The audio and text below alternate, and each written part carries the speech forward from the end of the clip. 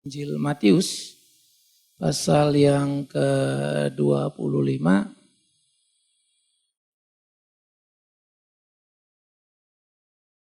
ayat 1 sampai ayat 13.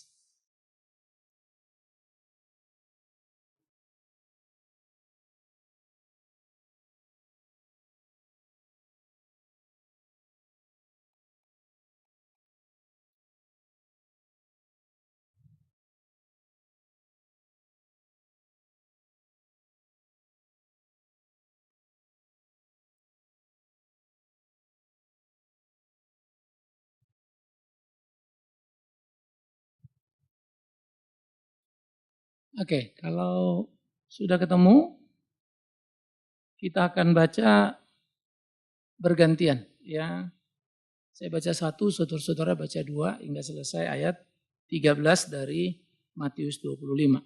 Pada waktu itu, hal kerajaan sorga seumpama 10 gadis yang mengambil pelitanya dan pergi menyongsong mempelai laki-laki. Gadis-gadis yang bodoh itu membawa pelitanya tetapi tidak membawa minyak.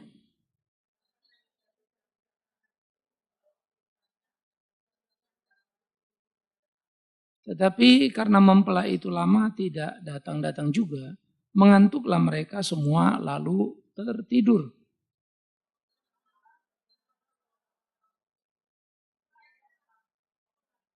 Gadis-gadis itu pun bangun semuanya lalu membereskan pelita mereka.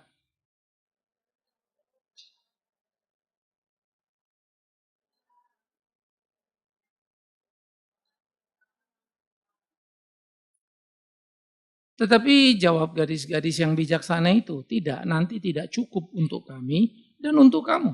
Lebih baik kamu pergi kepada penjual minyak dan beli di situ.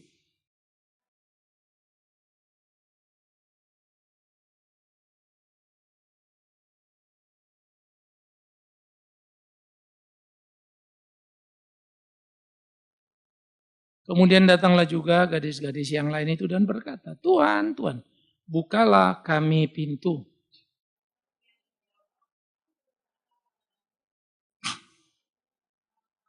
Sama-sama, karena itu berjaga-jagalah, sebab kamu tidak tahu akan hari maupun akan saatnya. Baik, hari ini hidup berjaga-jaga menjadi topik kita. Nah, kisah ini sebetulnya banyak sekali kitab Injil memakai istilah di dalam Yesus mengajarkan. Hal kerajaan surga seumpama. Ladang yang ditanam gandum, kemudian ditaburin orang dengan benih ilalang, dan seterusnya. Nah, kali ini dia menggambarkan kerajaan surga itu seperti 10 gadis, ya, ada yang bijaksana dan ada yang bodoh dari mereka.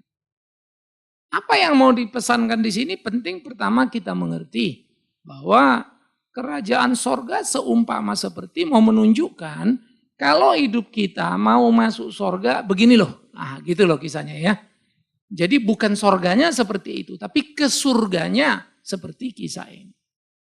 Perjalanan, hidupnya, dan seterusnya.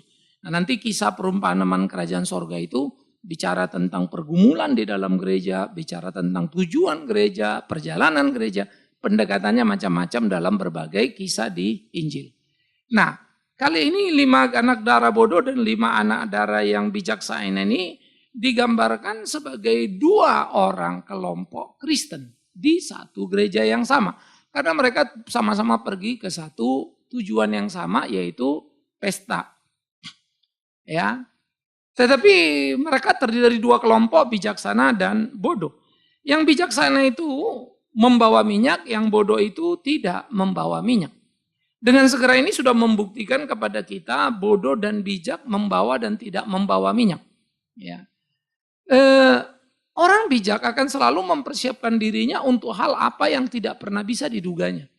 Tapi orang bodoh selalu berpikir hidup seperti apa yang dipikirkannya. Ya. Jadi ini penting sekali bagi kita untuk kita berhati-hati memahami di mana sebetulnya positioning kita apa tempat kita berdiri dalam memahami seluruh apa yang terjadi dalam perjalanan hidup ini. Yang pertama perlu untuk kita tahu dulu ketika dikatakan itu mereka punya eh, pelitanya sudah habis minyak. Ini bahasa Yunani yang dipakai lampadas, ya. Jadi bisa lebih berarti sebetulnya pelita itu obor maksudnya. Jadi bukan lampu teplok begitu ya. Kalau obor itu memang kalau minyaknya itu bisa habis, ya bisa per satu perjalanan, satu malam biasanya cukup, lalu bisa habis.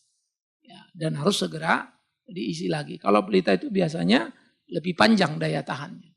Karena obor itu nyalanya kan lebih besar, makan apinya lebih besar, terus mesti di sumbunya tiap kali kering mesti dibalik lagi begitu kan supaya minyaknya ini.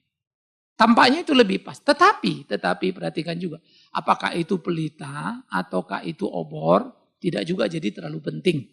Saya mau mengajak saudara berpikir itu obor hanya untuk lebih bisa memahami kok lampunya minyaknya bisa habis sih gitu. Ya, untuk mengerti itu. Maka ada dua aspek sebetulnya, bisa jadi sumbunya memang kependekan atau memang minyaknya kekurangan. Dua aspek itu. Nah, tapi dari cerita ini jelas minyaknya yang kurang, bukan sumbunya yang kurang. Oleh karena itu si gadis bodoh ini tidak membawa minyak, artinya satu persiapan kalau jam 11 malam tuh mempelai datangnya, kalau jam 1 pagi enggak cukup. Ya. Tetapi si bodoh ini tidak berpikir hal itu. Mereka berasumsi jam 11 ya jam 11 menurut mereka. Sehingga tanpa sadar sebetulnya si bodoh ini menempatkan pesta itu tergantung dia. Mau jam berapanya itu. Tergantung dianya. Nah, itulah orang bodoh. Yang seringkali menjadi satu hal yang kacau balau dalam dirinya. Sementara si bijak sadar betul. Pesta itu tidak bergantung mereka. Kapanpun si pemilik pesta datang dan menyuruh mereka masuk, mereka yang pasti adalah harus apa? Siap. Jadi mereka harus mempersiapkan dirinya. Karena pesta ini bukan mereka yang atur nih. Ya. Nah, mari kita lihat saudara yang kekasih, bagaimana di dalam kehidupan kita sehari-hari, di dalam pergumulan kehidupan orang-orang percaya.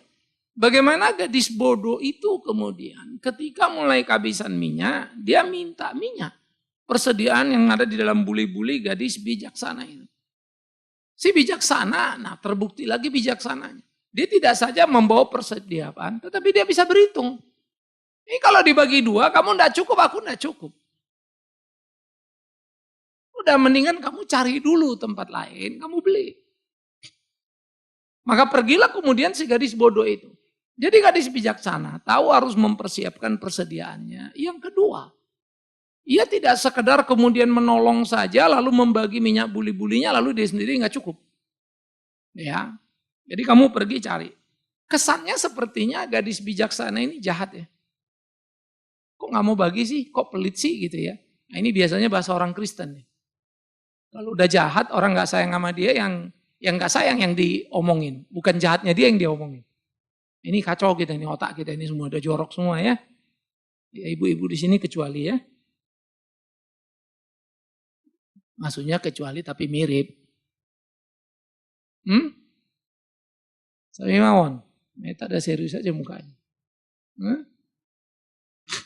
Jadi kalau kita ngelihat di dalam bagian seperti ini, maka ada orang-orang di dalam kondisinya yang mau bicara apa maunya, mau nyusahin orang juga, kamu yang gak bawa minyak, lalu kamu minta. Kok bikin susah orang sih gitu. Itulah orang bodoh. Orang bodoh itu selalu dia gak bisa nyalain orang lain. Jadi pertama dia udah gak bisa kan. Yang kedua dia nyalain orang, akibatnya nambah apa? Teman apa musuh? Dia nambah musuh. Kamu ini kelewatan deh, udah goblok musuhnya banyak. Ya. Tetapi yang bijaksana itu, ia membawa persediaan. Dia tidak menyusahkan orang lain. Tapi dia juga tahu berhitung seberapa kekuatan dia mampu menolong orang lain. Nanti kalau aku kasih kamu, aku enggak cukup, kau enggak cukup. Rugi semua kita. Jadi mendingan kamu cari. Pergilah si bodoh itu mencari minyaknya. Akibatnya, ia memerlukan waktu. Maklum dia pergi, mesti cari dulu warung di mana. Tuh warung buka apa enggak juga satu masalah. Mungkin udah tutup kali dia gedor-gedor, baru orangnya keluar, kasih minyaknya. Yang kedua jaraknya berapa, atau dia juga nggak tahu persis. Nah, namanya orang bodoh. Kalau orang pinter kan dia prepare tuh. Kita mau pergi kemana, oke, ke tempat situ. Ntar makannya di mana nih? Sama kalau kita mau jalan keluar kota. Kita udah ngitung loh, pom bensin di mana? Lo udah tinggal dikit loh, ngisi dulu loh, pom bensin nanti 2 jam lagi. Kalau yang bodoh main jalan aja, dia pikir begitu habis bensin bakal ketemu pom bensin. Pasti ketemu gitu kan. Nah itu orang bodoh. Maka ya itu sebetulnya hari-hari kita itu dengan sederhana kita tahu kita ada di mana dan itu akan mempunyai satu efek yang kompleks terhadap seluruh aktiviti keimanan kita. Karena orang bodoh itu akan melibet tuh, semua jadi bodoh. Ingat ya, ada janda miskin di Alkitab. Jangan pikir dia bodoh. Dia orang pintar, memberi di kekurangannya. Kita bilang gila juga dia. Bodoh bener sih kamu. Habis ngasih kan kamu gak punya lagi. Besok juga kamu bisa-bisa makan gak cukup. No. Dia pintar. Dia tahu yang ngatur dia makan, yang melihara hidup dia bukan dirinya. Tetapi Tuhannya. Dan dia tahu kalau dia hidup benar, Tuhan pasti tolong dia. Itu orang pintar. Ya. Kalau orang bodoh, dia pikir dia bisa menyelamatkan dirinya. Dia lupakan Tuhannya. Nah, itu orang bodoh. Sehingga hari ini kalau saya bisa menipu lalu dapat untung, ya udahlah saya nipu aja. Yang penting hari ini saya dapat untung. Nah, itu orang bodoh, short term. Orang bijak itu selalu long term berpikir. Berpikir panjang begitu ya. Nah, oleh karena itu si bodoh ini pergi dan mencari, tapi waktu mereka pergi mencari untuk membeli minyak itu, datanglah mempelai yang telah sedia masuk ke dalam ruang perkawinan, lalu pintu ditutup. Nah, sesudah pintu ditutup, si bijaksana ini udah masuk, datanglah si bodoh ini gujuk-gujuk, ketoklah pintu, mau minta masuk. Ini pesta siapa kawan? Ini bukan pestamu ini. Kamu itu undangan tamu kok ngatur. Ya. Kita kalau pergi ya, apalagi kalau saya itu udah beberapa kali misalnya, aduh kalau udah sampai 2-3 teman yang ada undangan begitu, kalau tempatnya dekat enak begitu, kalau tempatnya itu mencar-mencar mati kita. Ya. Sehingga kita udah ngitung nih kita pergi sini salam. Pas salam ngantri panjang pula lagi.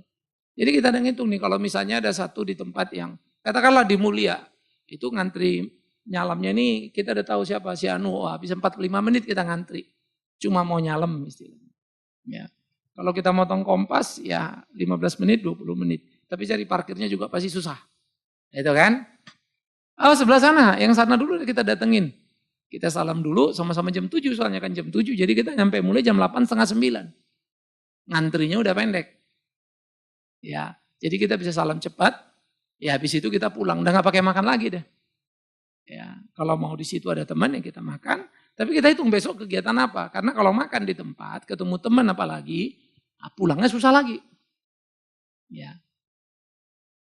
Jadi ya sudah, kita bisa di situ makan free. Enak gitu. Tapi kalau waktu besok mau dihitung, ya udah saya mendingan pulang. Nanti lewat mana kita makan di restoran apa, langsung pulang ke rumah kita ngatur waktu kan gitu. Bayar, nggak apa-apa. Tapi waktu saya selesai, persahabatan saya tetap jalan, tugas-tugas berikut bisa. Ya. Kita mesti ngitung nih, habis ini. Jadi jangan sampai yang ini terbengkalai gara-gara yang ini karena nggak pinter ngaturnya. Sudah mau 3 undangan terus perginya telat lagi ya matilah. Ya. Jadi kita ada mesti kudu ngitung deh itu semuanya. Kalau sampai berlapis-lapis. Nah, itulah kemudian digambarkan si gadis bijaksana ini udah menghitung. Si bodoh ini sangat miris sebetulnya. Pertama, dia bawa obornya, nggak bawa persediaannya. Kedua, dia bisa membeli minyak, artinya ada uangnya. Kan bodoh bener nih orang gitu kan ya. Jadi beli ketika mepet. Nah, ketiga, dia pergi membeli ke tempat yang tidak jelas sebetulnya. Sehingga dia kehilangan waktunya. Keempat, dia kehilangan opportunity sudah. Akhirnya sudah jalan jauh, bawa obor, beli pula lagi minyak persediaan, tapi nggak bisa ikut pesta. Gadis bijaksana itu cuma 1 kali jalan, selesai. Dia nggak perlu bawa uang karena dia bawa persediaan minyak, yang penting minyak kok. Hebat ya. Orang bodoh itu punya uang, tapi nggak beli minyak. Ini kenapa sih? Nah, tadi yang saya bilang, orang bodoh selalu menganggap dirinya benar. Dia lupa itu bukan pesta dia. Ya. Nah, kisah ini mau mengisahkan bagaimana dikatakan Ya, kamu harus berjaga-jaga karena kemudian si pemilik pesta bilang pergilah, aku tidak mengenal kamu. Artinya gini, kalau kau betul undanganku dan kau tahu ini pestaku, pasti kau hargai aku. Saya juga punya pesta, kalau kemudian orang mau ngatur, ya silakan Anda pulang. Ini pesta-pesta saya kok. Kalau kalian punya pesta lalu digerecokin orang ngomong harus begini-begini, kalian terima nggak?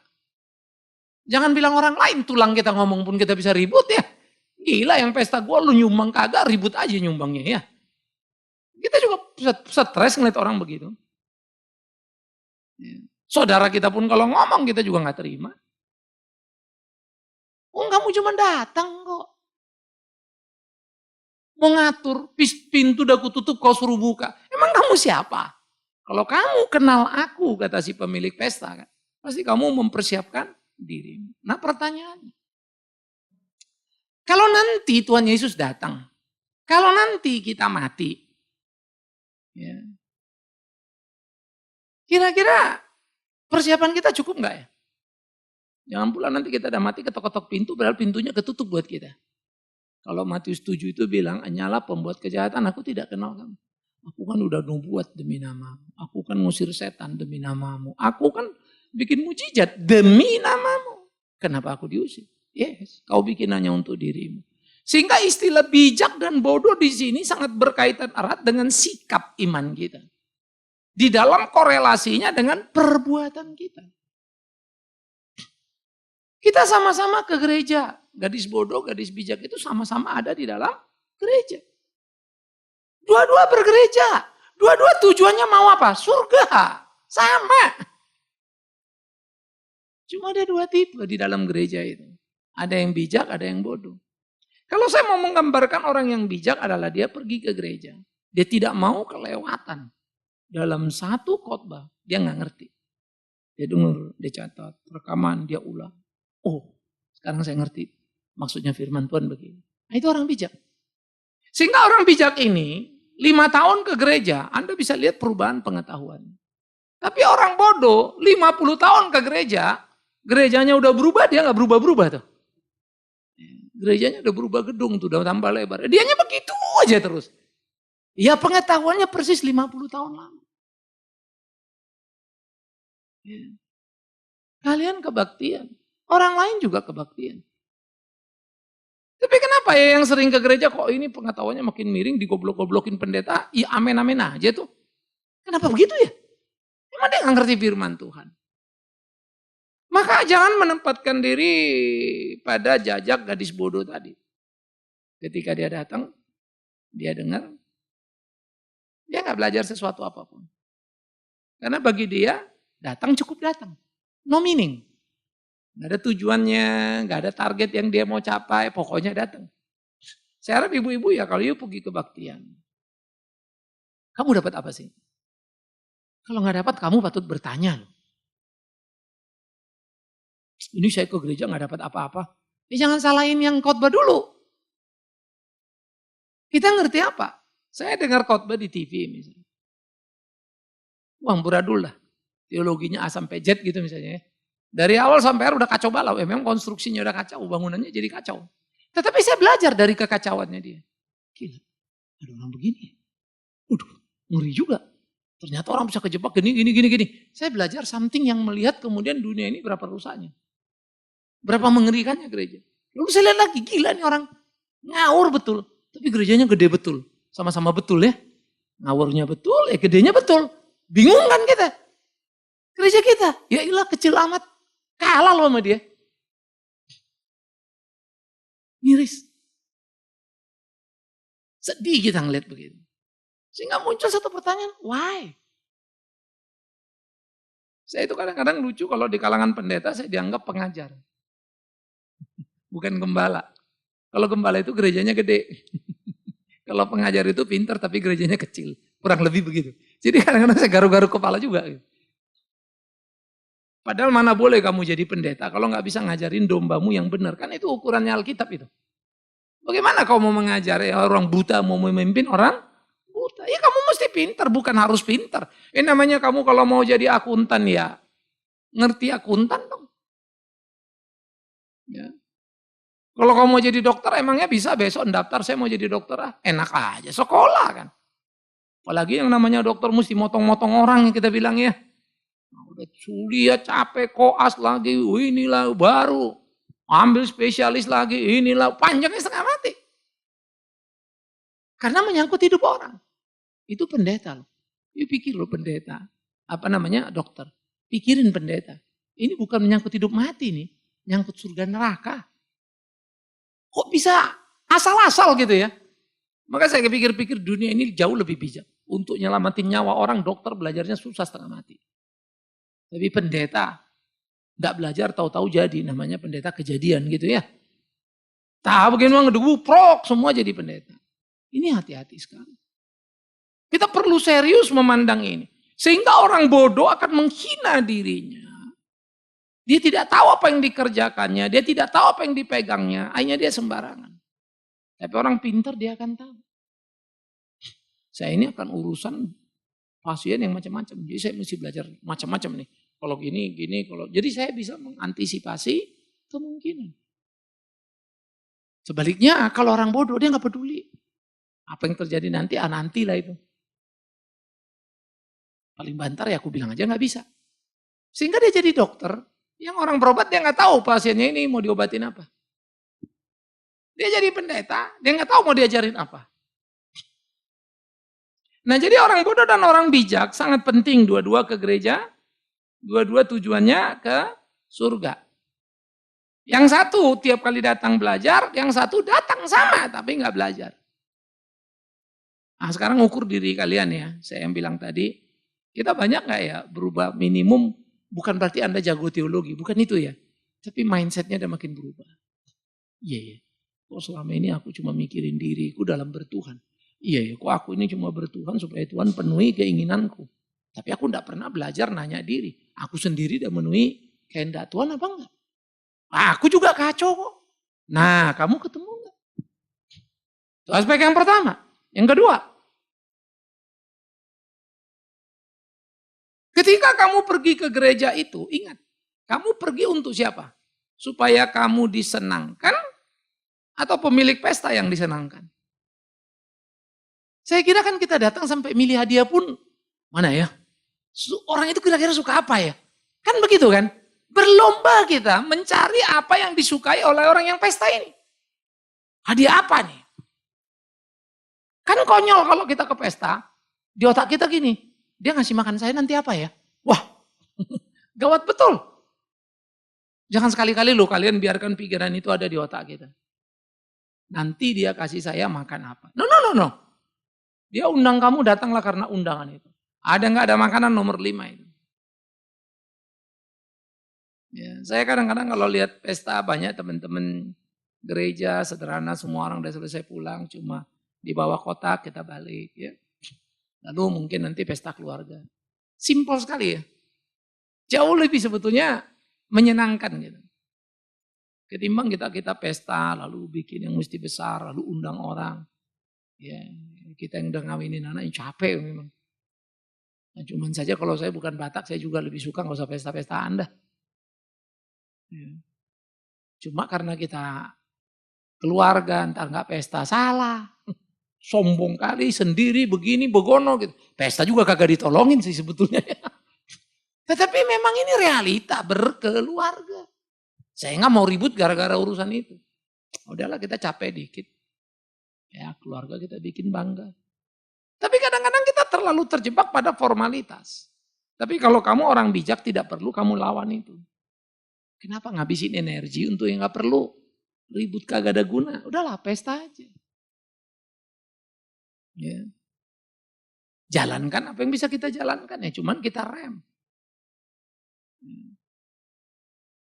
Tapi saya paling senang tuh ke beberapa teman saya orang kaya raya. Pergi pesta di Bali undangan 500 orang. Ya kan? Gila. Pak daripada bikin gue bikin dimu, lihat 3.000 orang datang gue capek nyalamnya. Kata gila-gila bener juga sih. Ngurusin 3.000 orang lebih kan. Mabok kita. Ya. Tapi ada teman saya karena saking ya pegawainya aja banyak dia mau undang semua. Mulai itu bisa 3 hari pestanya. Malam ini, malam ini. Ya. Dan kita nggak sekali ke Jakarta Hilton Convention Center itu. Sekali datang 6.000 orang gitu. Mau masuk aja udah mabok kita, mau parkir aja udah mabok. Udah kayak nonton pertunjukan saja. Nah, kalau udah gitu udah saya lihat masuk di mana nih. Orang ngantri bisa 1 jam mau salaman. Ya, kita beruntung lah ya kenal kiri kanan. Pak Bingman udah duduk aja ntar Pak. Mau salaman sekarang, ntar lagi lah gue makan dulu. Orang masih ngantri, kita makan dulu aja. Habis itu naik kursi, salam selesai. Tergantung lah mau pulang apa enggak. Kalau mau pulang ya salam dulu pulang. 6.000 orang. Tapi itu kan pesta dia. Masa saya marahin dia tamunya undangan 6.000. Masa kita mesti marah bahwa kita nyalamnya ngantri. Ya kan gak boleh begitu dong. Kita mesti persiapkan apa? Diri. Ya. Nah jadi kita datang mau menyenangkan orang ini. Makanya bersalaman itu mau gak mau kan. Mana boleh kamu udah datang pestanya, panjang banget, udahlah pulang aja kita. Kau cuma makan terus pulang gitu, jahat juga lu ya. Bukannya nyelamatin gitu. Selamatin dong kan gitu. Nah, karena kita mau menyenangkan pemilik pesta, kita ke gereja. Orang bijaksana itu mau menyenangkan dirinya apa Tuhannya? Tuhan. Kalau orang bodoh menyenangkan diri apa Tuhan? Diri. Kalau kita orang bodoh apa bijak? Yang benar. Yang lain diam, soalnya bingung. Roma yakin banget dia bijak.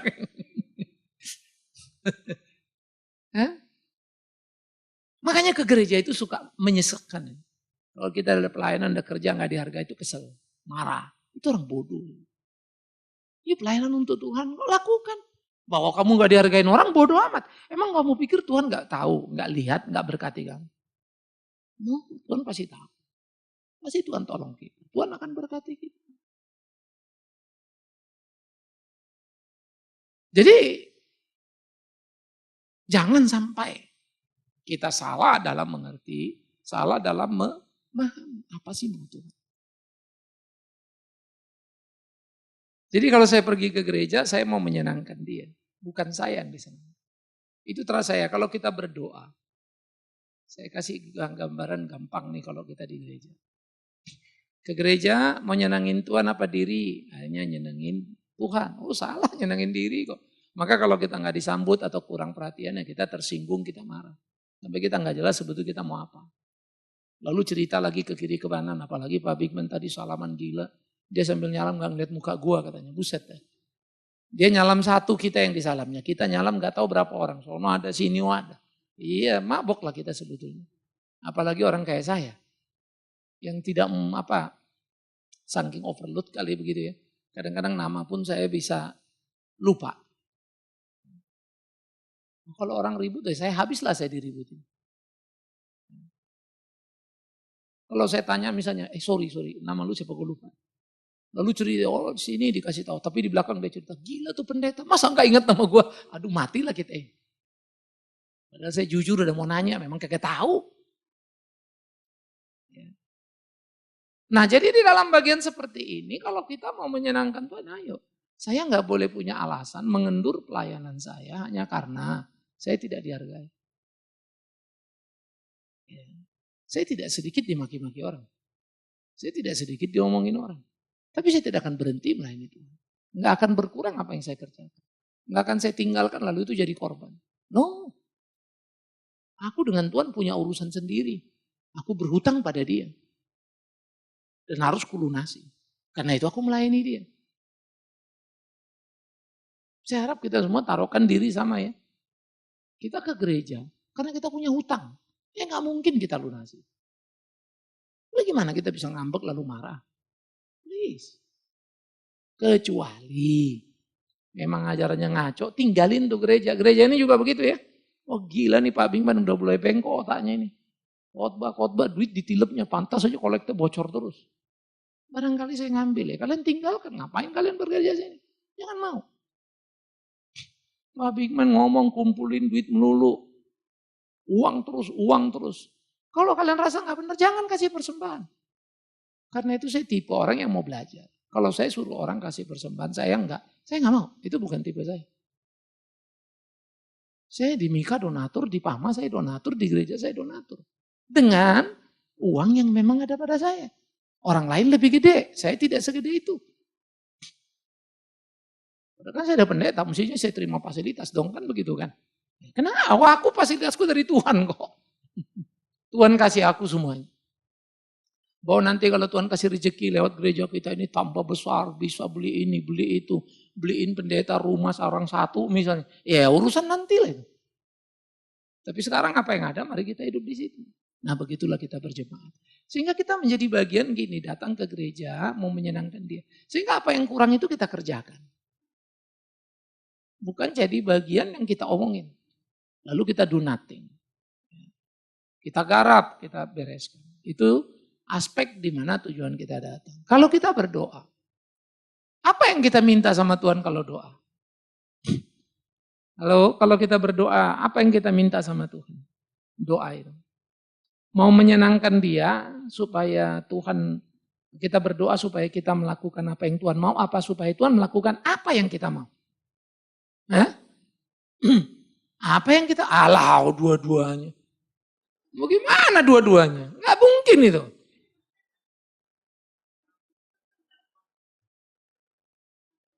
Tidak ada dua-duanya, sebetulnya cuma satu. Belajarlah memohon pada Tuhan. Cari dahulu kerajaan Allah dan nanti urusan dia nambahkan, bukan urusan kita itu. Tuhan aku datang, aku berdoa, aku ke gereja rajin. Tapi jangan lupa ya, duitnya berkati aku. Ya nggak begitulah. Ya sebetulnya kan dua-duanya begitu. Tapi memang kita rata-rata boro-boro dua-duanya. Satu-satunya yaitu Tuhan tolong aku. Maka kalau kita doa, minta ini, jangan ada persoalan, tahu-tahu ada persoalan. Kita kesel atau tetap masih bergairah berdoa? Halo? Rasanya udah doa kok. Gini lagi, gitu lagi. Gimana sih ini? Kita kesel, kita jengkel, kita marah. Kok gini lagi? Berapa lama lagi? Padahal sebetulnya kalau kita bijaksana, gak mungkin lah Tuhan mencobai kamu melebihi batas. Itu kan janji dia, gak mungkin dia bohong. Tapi kenapa dia begini? Pasti ada yang dia mau. Tapi aku gak ngerti. Ya wajar. Dia ngerti kau enggak. Oh memang kau bodohnya setengah mati kok. Kenapa kau mau seperti Tuhan lalu kau bisa ngerti Tuhan semuanya? Saya pun gak ngerti Tuhan mau apa. Saya baik-baik pelayanan, rasa saya makin hari saya terus berusaha makin tulus. Sakitnya berentetan terus. Ya. Kadang-kadang mikir, gimana sih? Kesel juga. Ini something apa yang salah. Ya. Sehingga di dalam bagian-bagian seperti itu, kita bisa mencurigai dia. Ini Tuhan sebetulnya perhatiin aku apa enggak, sayang sama aku apa enggak. Bahaya loh gitu. Nah itulah orang bodoh. Dia meragukan Tuhannya. Tapi orang bijak, dia percaya Tuhan tidak pernah meninggalkan dia. Tapi dia yang terlalu bodoh mengerti rencana Tuhan. Kita yang bodoh. Jadi ingat ya, kalau ada persoalan dalam hidup kita jangan marah. Saya selalu bilang, saya bersyukur dulu sih waktu kita ngadapin persoalan selalulah kesel ya. Tapi hari ini saya harus bilang kan, Tuhan itu baik. Saya ngomong enteng aja sama orang punya persoalan misalnya. Dia mau ngomong apa? Artinya Tuhan menghidupkan firman-Nya di kesulitan saya. Ya. Tuhan itu sayang loh sama kita. Nanti kita udah tahu kalau udah lewat, iya ya akhirnya lewat juga. Iya ya akhirnya, aduh Tuhan sebetulnya baik. Aku aja yang ngedumel, aku aja yang ribut, aku aja yang ini. Ya. Itu hari-hari kita. Jadi orang bijak akan belajar. Sama kalau saya bilang ya, orang kalau kerja sama saya, nggak stres itu aneh juga itu. Mau saya itu terlalu banyak. Pikiran saya ini terlalu cepat. Kadang-kadang saya pun stres dengan keinginan saya yang tidak terpenuhi. Saya kerja mau kamu tanya apa, keuangan saya pegangin, saya ngerti urusan. Nah orang terlalu banyak tahu juga jadi pusing. Karena kalau salah dikit orang lain, nah kita marah udah. Gini kok gini, kok gini. Logikanya kan ini duduk. Kita udah ngomong 10, ya otak kita nyambung. Orang cuma sampai 3, kita paksa ngerti 10, dia ada stres. Tapi kita disuruh turun dari 10 jadi 3, kita juga stres. Tapi duduk dia mikir, nggak ada alasan untuk kemudian melepaskan tanggung jawab. Jadi saya mesti belajar turun, yang di bawah belajar naik. Nah itu orang bijak. Kalau orang bodoh, dia nggak mau naik, bodoh amat ah. Tapi yang pintar pun nggak mau ngajarin, bodoh juga. Bagaimana membuat orang jadi pintar, itu yang keren. Kalau orang pintar itu pintar, memang pintar dari sononya. Tapi kalau orang goblok bisa jadi pintar, itu kan keren. Itu hidup kita. Jadi orang bijak itu tidak berkeluh kesah pada sekitarnya. Jadi kalau ada binatang liar, pawang itu paling seneng. Makin puas binatang kalau bisa dijinakkan apa? Puas kan ya? Wah akhirnya. Ya tapi kalian tidak usah coba-coba menjinakkan binatang buas di rumahmu ya. Siapa Pak suami? Masa suami binatang buas? Banyak ibu-ibu bilang begitu. Saya nggak tahu, kalian begitu nggak ya? Enggak ya? Oh binatang jinak.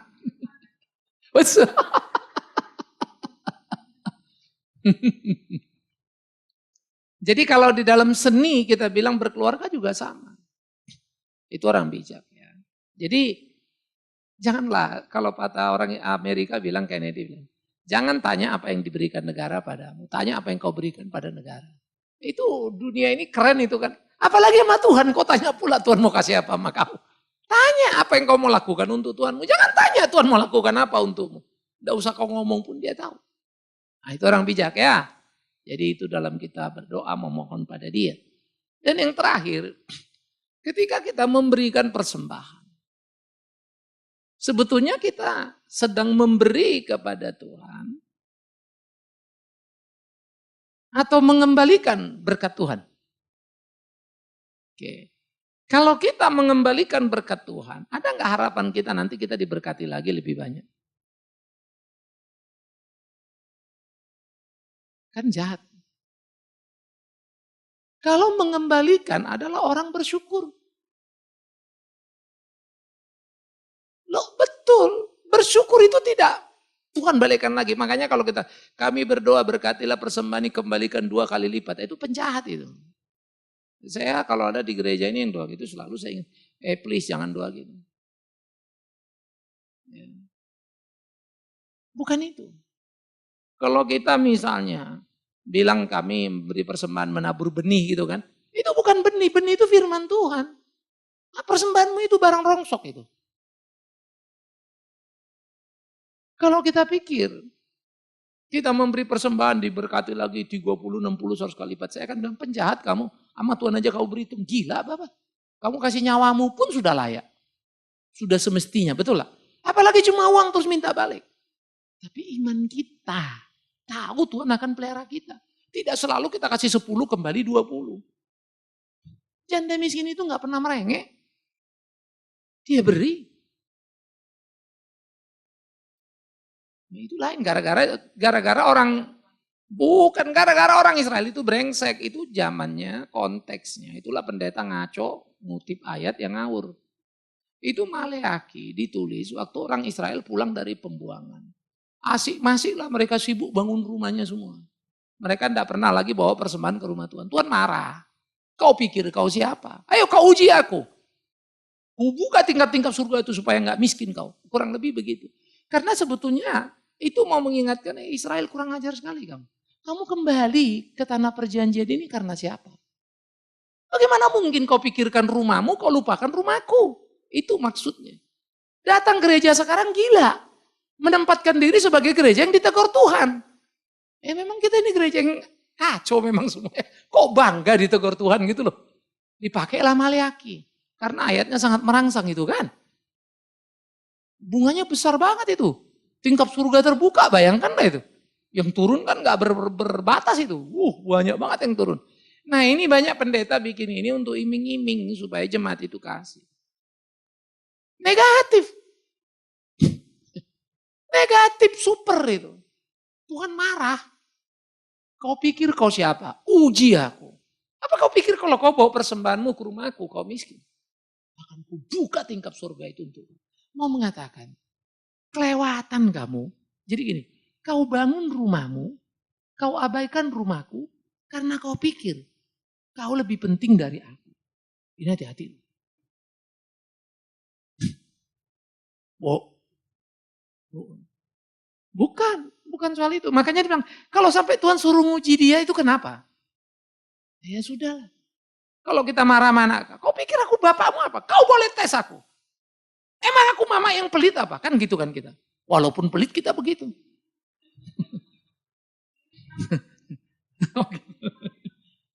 Bayangkan Tuhan yang enggak gitu. Kita aja nih, sebagai orang tua kan kesel kalau anak gitu. Kau pikir apa? Aku makmu apa enggak teruji? Ya kan kita marah kan. Kok kayaknya kita kan udah ngurus dia dari kecil udah gini masih ribut angka 10 perak. Ya kita kesel lah. Emang kau hidup, kau sekolah, kau kuliah jungkir balik orang tua kan. Kan begitu kita kan. Tapi kau kurang ajar betul kan. Sebagai orang tua kan kalian ngerti marah-marah anak kan. Ayo mau berapa kau minta? Kau balikan itu kan. Saking marahnya kita. Kalau Tuhan udah begitu masa kalian seneng? Puji Tuhan, firman indah. Kok ya bagaimana? Itu marah itu.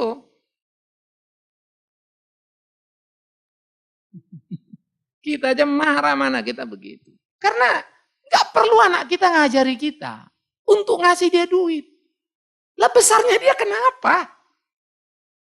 Kadang-kadang kalau saya pikir ya, saya sekarang jadi orang tua, pikir waktu dulu, udah kurang ajar bener aku ngomong sering kali ya. Apa ya mama pelit.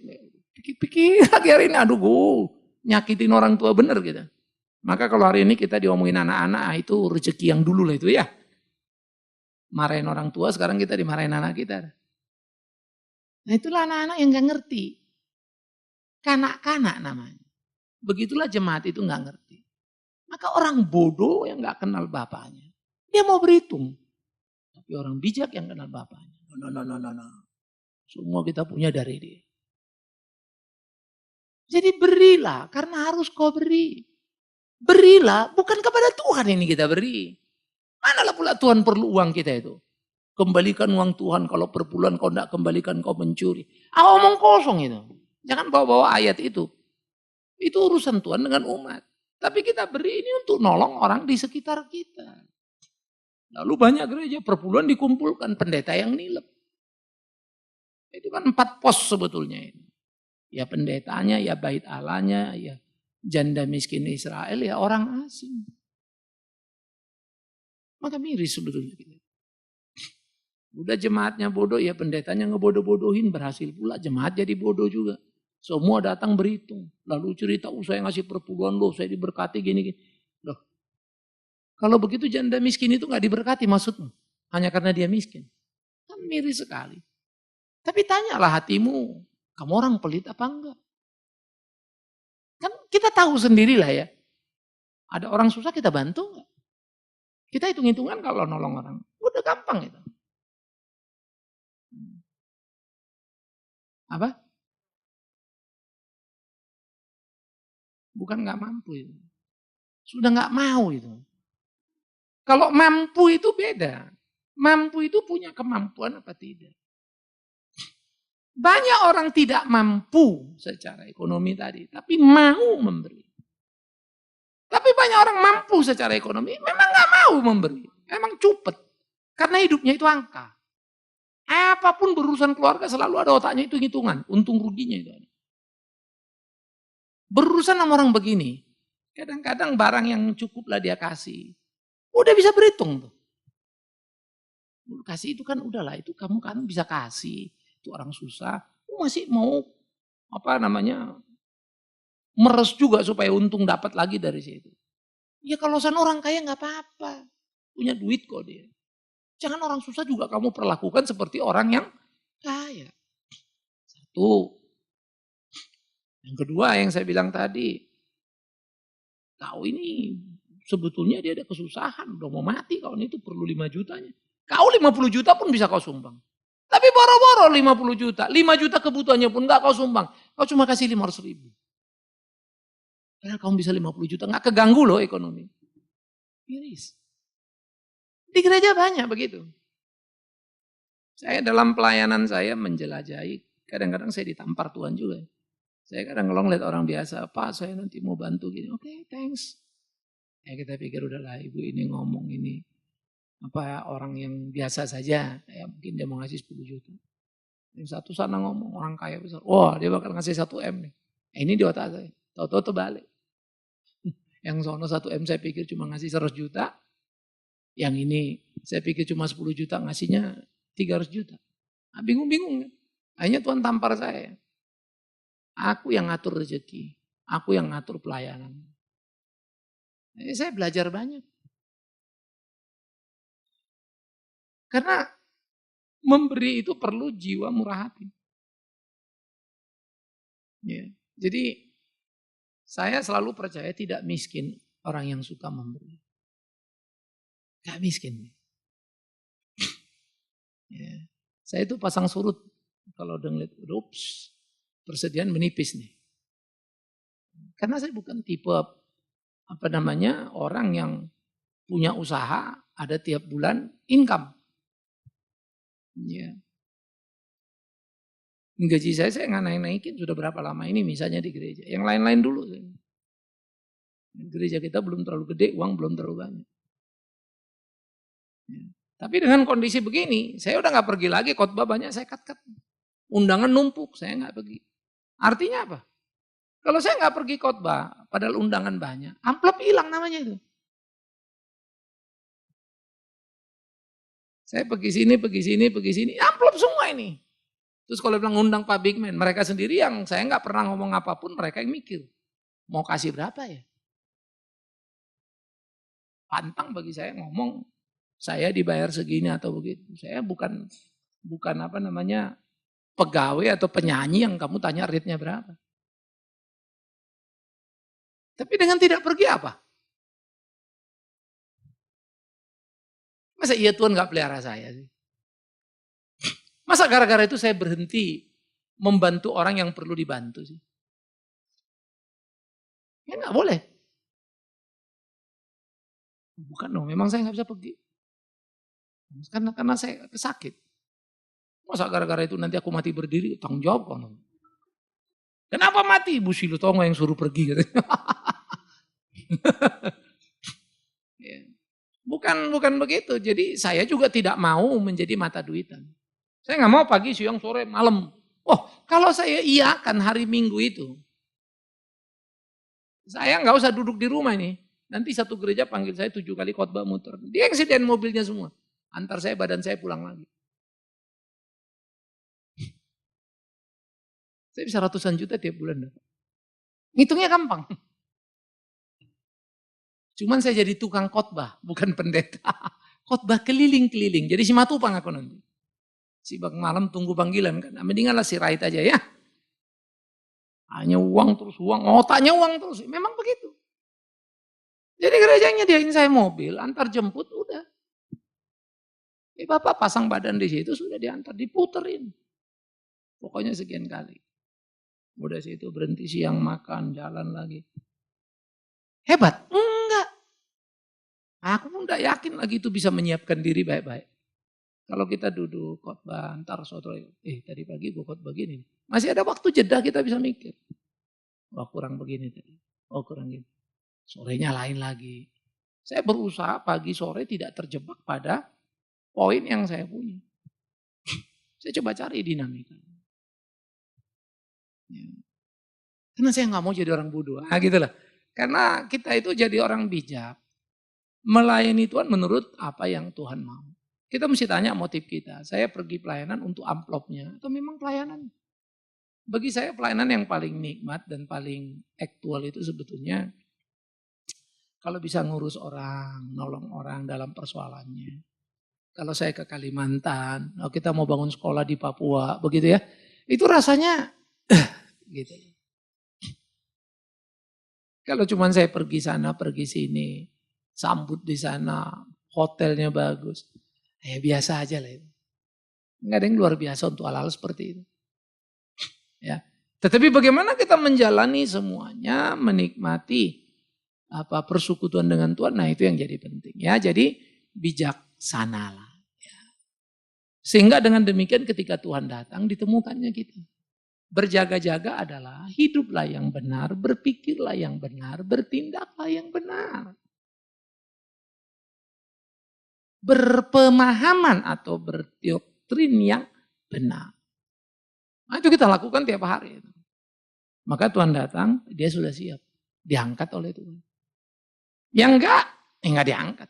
Dia di gereja melulu ngerecokin. Dia ke gereja melulu tapi maunya terima duit melulu kan begitu. Dia ke gereja melulu bikin gosip melulu. Dia ke gereja melulu. Iya, tapi ini melulu. Terus ngapain? Kan bodoh. Makanya saya bilang kalau orang sudah memang begitu, udahlah mendingan kau jadi penjahat sekalian, kau tipu orang di sana sini, pergi ke night club siang malam, sudah. Udah pasti ini masuk neraka ya. Lebih mulus jalannya kan. Daripada suam-suam kuku tanggung ke gereja, kau ke neraka juga. Kan bodoh namanya itu. Bisa ngerti ya? Jangan suam-suam kuku. Tuhan muntahkan juga. Ngapain buang-buang waktu ke gereja? Mendingan kita keluar nipu orang. Dapat uang. Daripada ke gereja ngasih persembahan walaupun dikit tetap aja keluar uang. Iya kan? Nah, udah kita nipu orang, kita dapat untung, kita bisa beli apa yang kita mau. Jadi orang bodoh itu mengerikan ya. Capek-capek ke gereja perginya ke neraka. Nah, mendinganlah kau nikmati surga dunia ini. Toh akhirnya ke neraka juga. Jangan terjebak ya. Setan itu paling suka menjebak kita di mana? Di gereja. Kalau kita sudah ke night club kan dia nggak perlu kerja keras. Karena di gerejanya kita setan itu kerja keras. Ya. Oke, saya stop sampai sini.